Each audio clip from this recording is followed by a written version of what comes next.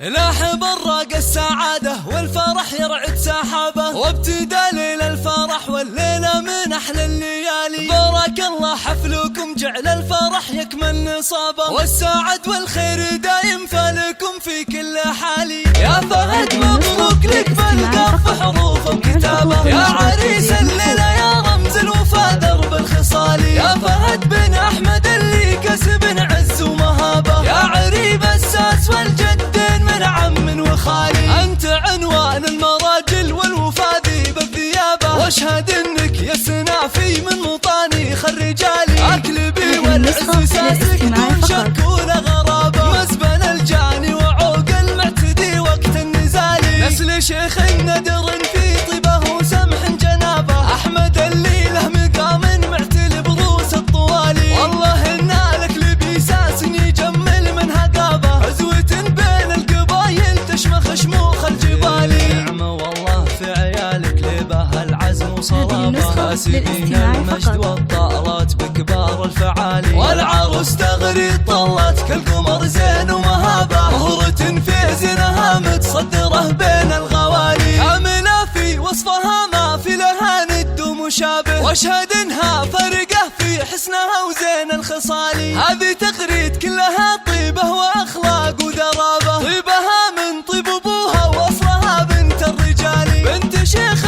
فتح للضيف والعانين بابه، وعلي راعى الفعول اللي تنومس كل خميس. بيع الغلبه يلي مجدهم كل حكابه، الرجال اهل الحميه والوفا واهل المعالي. لابد السبع عن مجد من قبل عصر صحابه، عزهم تشهد له سيوف صقيله ونبالي. نسبع الغلبه يلي مجدهم كل حكابه، الرجال اهل الحميه والوفا واهل المعالي. الرجال اهل الحميه والوفا واهل المعالي.